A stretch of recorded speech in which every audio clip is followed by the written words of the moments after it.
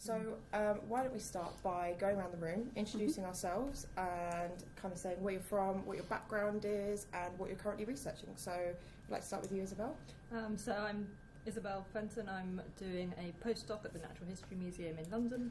I started this postdoc a year and a half ago, before which I was doing my PhD at Imperial with Andy Purvis. And so this common postdoc is looking at the evolution of communities of planktonic foraminifera. So seeing how, when species evolve through time, what happens when a species goes extinct within a community? Does the community change? Do you get changes in morphology, changes in abundance in the other species? So studying this through the whole of the Neogene, working on planktonic foraminifera. Before that I was doing a PhD looking at the ecological patterns, so how diversity varies through space and time, studying that both in present day and taking it back into the Eocene. Wonderful. And you, Anieke? So I'm Anieke Brombacher. I'm a final year PhD student at the National Oceanography Centre in Southampton. I'm working on evolution of planktonic foraminifera, so these tiny single-celled creatures. They've got a really, really good fossil record, so we can study individual species and also study how they responded to climate change. So we get these really long records of how species respond to climate change, which will be useful in trying to predict how species will respond to future climate change. So far we've seen that it's been a combination of loads of different factors that really influence species. It's not just one thing, it's not just temperature or ocean acidification, it's a combination of everything. Okay, wonderful. And Anna? I'm Anna Weinmann. I'm a postdoc at the University of Bonn in Germany, and when I did my PhD some years ago, I was part of a larger project, namely the biogeographic patterns of benthic foraminifera in southeastern Africa.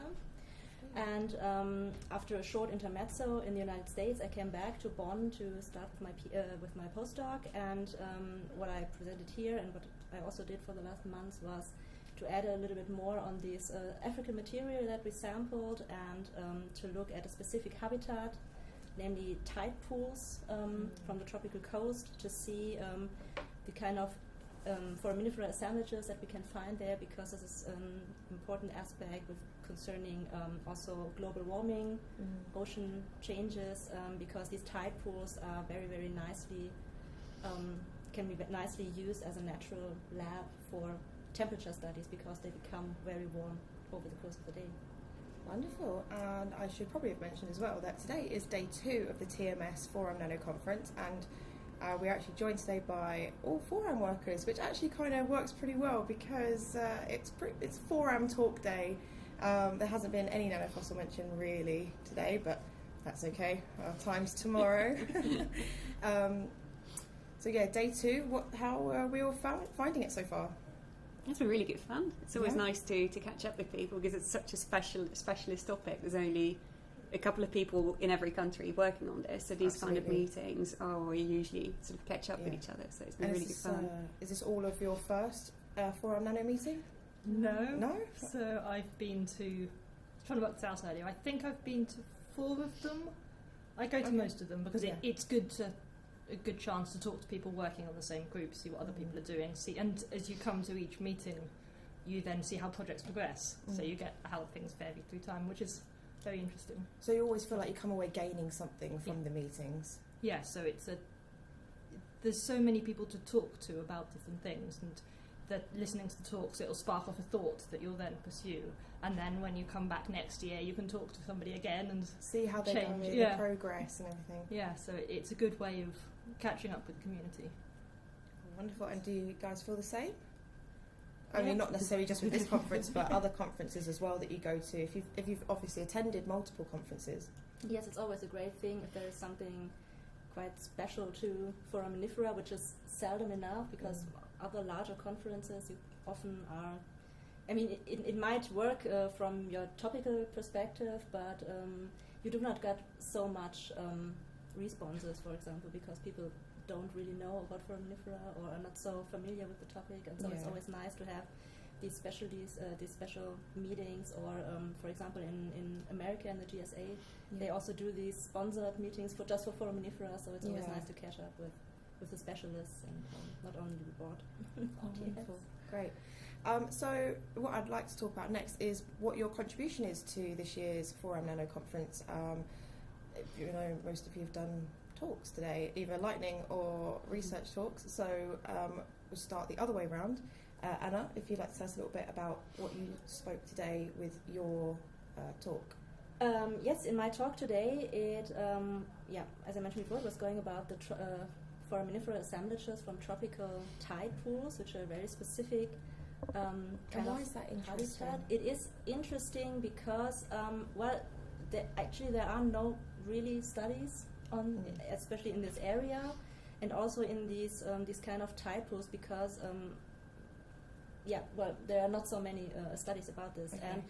And the context of the whole study was that in recent years, several new findings have come up that Foraminifera might actually be not so vulnerable to heat or to very warm temperatures as thought, because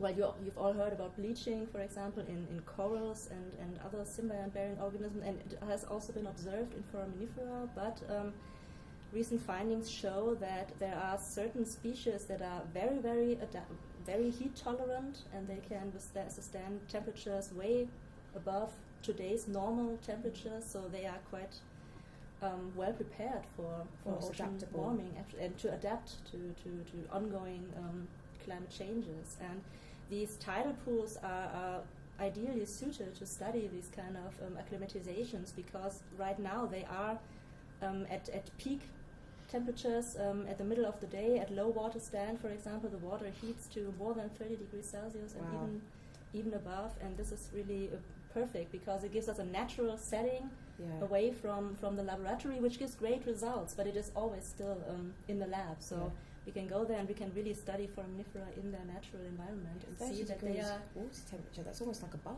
It is actually Sounds like I could take a dip. It is actually when we sampled these tidal pools. I mean, of course, you stick your hand into the water, and it really feels like you're sticking your hand into a hot bathtub, and you really don't want to go into there at all, because it is already warm outside, and then you have this more than 30 degrees of water temperature, so this is really, really crazy. And yet these tidal pools are quite vibrant with all kinds of life. So okay, and are the results that you're seeing as you expected, or actually they were even a little bit better than we hoped.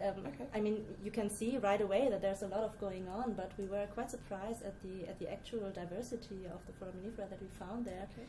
Especially with regard to the thinking of some results from other studies, for example, which show that some taxa specifically avoid really, really hot areas in heat pollution studies or something.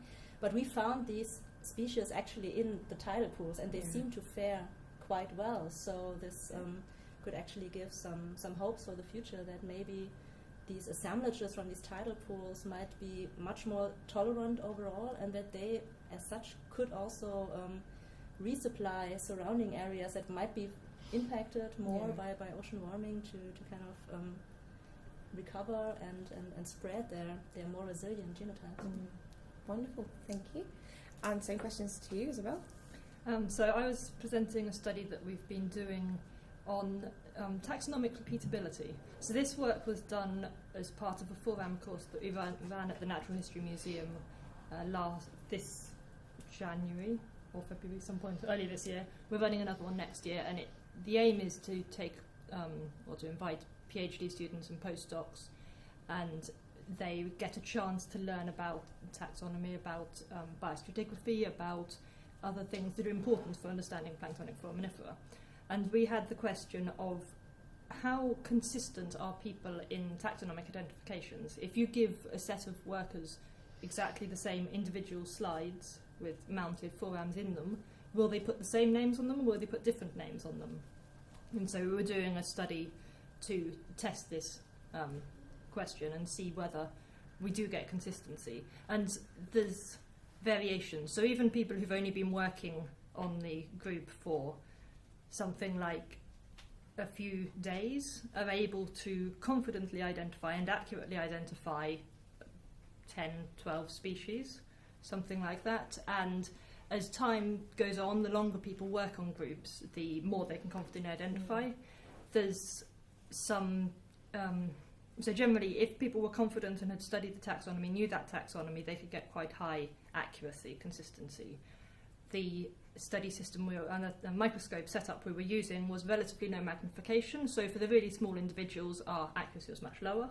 Okay. But probably when you raised to a higher magnification, you would raise it up. And experts or people who consistently work on forums, and that is their study system, they're getting good accuracy. So we're somewhere up between 80-95% for the experts. Wow, that's really quite impressive results. Really. Well, then, if they're experts, you would kind of hope so. Yes, but there's a question on whether you're an expert. So, because we were focusing on the people on this course, it was the lecturers and postdocs who were teaching. They were teaching a range of foraminifera going from beginning of the Cenozoic all the way up to present day. Okay. So when we gave them a sample of recent forams, you wouldn't expect them all to be experts on everything in that time period. I don't even think I could do anything like that. So with all the reference material available, with all the information, we were able to say, okay, yes, they're experts, or at least enough of experts, but obviously there's some things that they're not confident of. And so with an expert, if they are confident that they can identify that species, they're correct 95% of the time or something. So it's quite high accuracy in that sense. Wonderful. So this was an independent study that you took upon yourself afterwards, or is there something that made you decide that you wanted to study this? So it was done through the course, and it's partly because it's a good opportunity to test it. We will be writing a paper, and so all the workers or people on that course are going to be co-authors on the paper, so it's a nice outcome of the course. Yeah. And quite a good exercise actually, because I haven't really heard of anything like this that kind of comes from doing a training course like this where everyone ends up a co-author on the paper.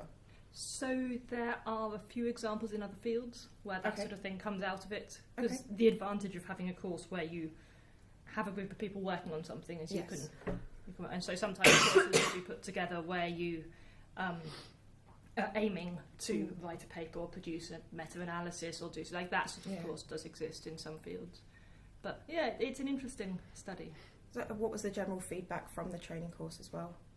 Most people enjoyed it, as far as I go. When they would tell us, most people did enjoy it. It was interesting. They found it useful, and they reckoned it gave quite a good overview. So positive feedback generally. Good. That's excellent stuff.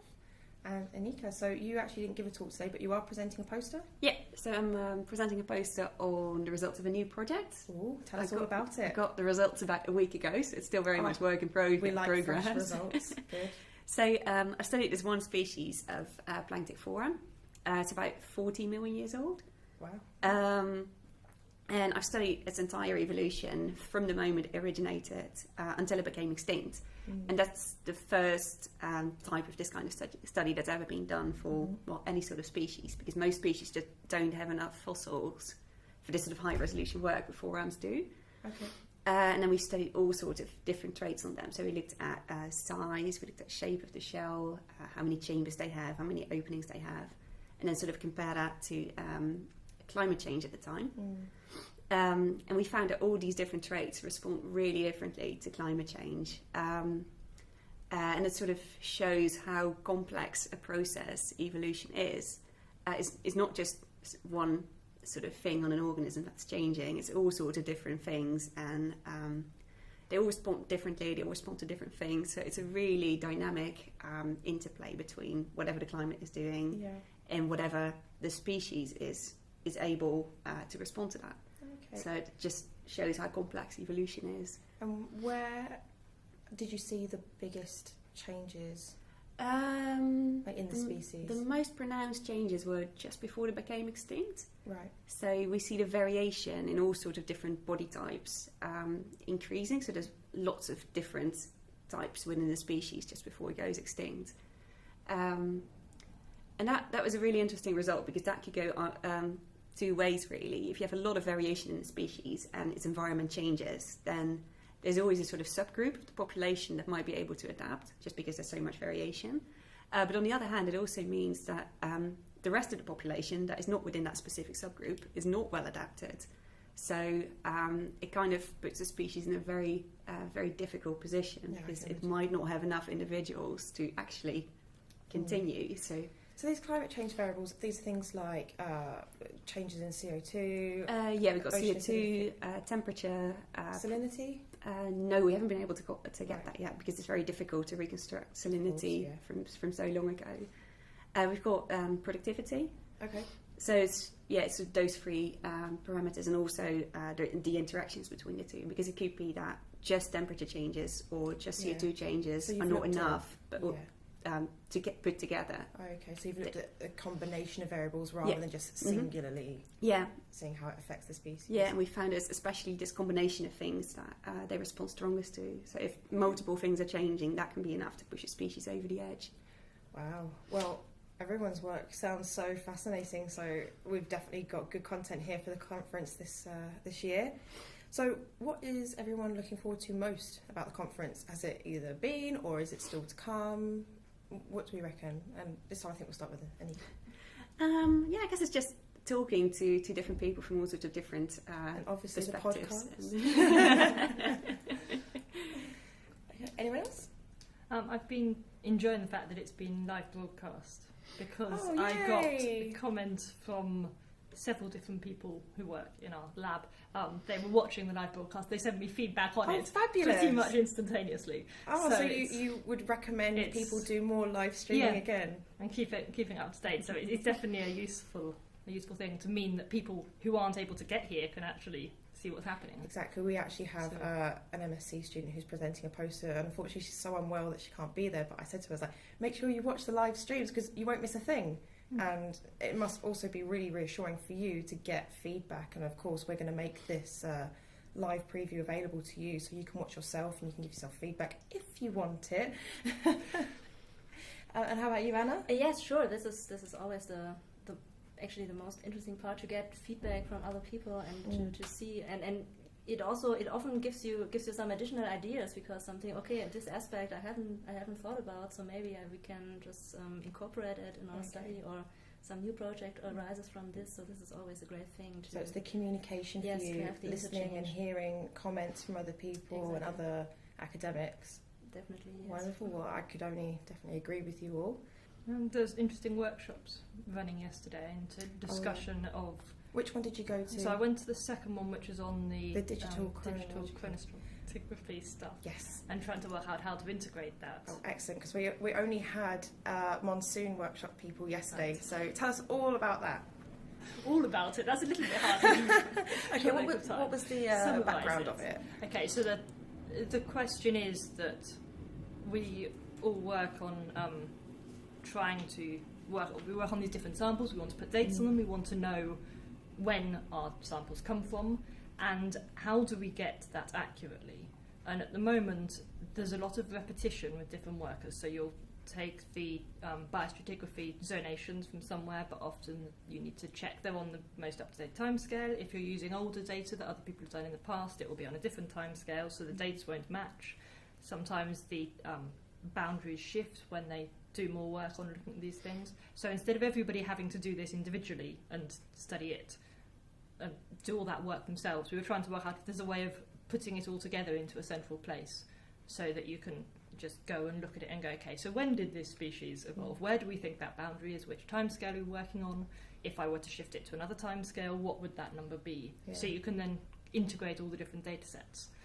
We didn't really come to that many conclusions, except it's an important thing to do, and there's a possibility we can integrate it into Microtax, which is this new fabulous website for Planktonic Forams and African taxonomy. And so doing forams into Microtax and the nanofossils into Nanotax would be a starting point. It would be an interesting... It sounds incredibly imperative as well for researchers, and what a brilliant idea. I can only say that would be very useful for many. Okay, so just to wrap up as well, if we go around again in our little circle and we say, what's next for everyone's research? We'll start with you, Anna. I have very recently started a new research project which deals with foraminifera assemblages from Greece. Okay. And part of what I did when I did a postdoc year in the United States was to work with propagules, which are very, very tiny juveniles of Foraminifera. And these propagules are transported into areas where they normally do not belong, or where they normally wouldn't become part of the assemblage. And with some laboratory experiments, you can kind of make them grow and see what is actually hidden in the smallest fraction, which you normally cannot study with normal microscope techniques or something like this. And yes, well, this is just ongoing, and I'm working in the lab pretty much, which is also why I couldn't come to the workshops yesterday, because I was doing some lab work still. You are excused. Thank you, and I'm very, very excited for the results. Oh, excellent, excellent. And how about you, Anieke? So the next step for the Forum Evolution project is going to be looking at the species ancestor. See if I can track it down all the way back to where those two species sort of split off. Okay. And do you know where that point is? Or you yet to we're not quite sure yet. It's very difficult to determine where a species becomes two separate species, because it's a very gradual process. So where exactly do you put the line? Well, enjoy. Yeah.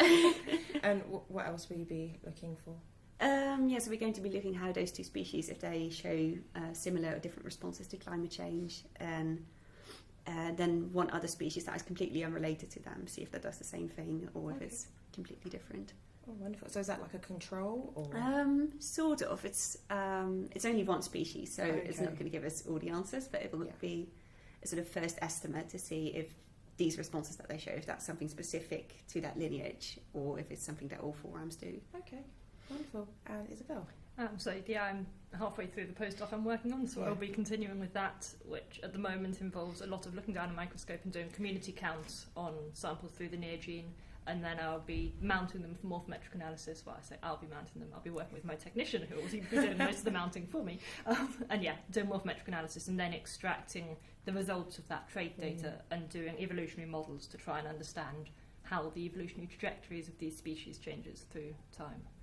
Wonderful. Well, we will look forward to seeing these results next year at the next Foram Nanno conference, hopefully. And on that, I think we will end it. But thank you very much to all of my guests here today, and of course Jack on filming and recording. So we will be continuing another podcast tomorrow, which will be our final one, as it will be the final talks day, hosted here at the University of Birmingham. And thank you for tuning in. And thank you very much again, ladies.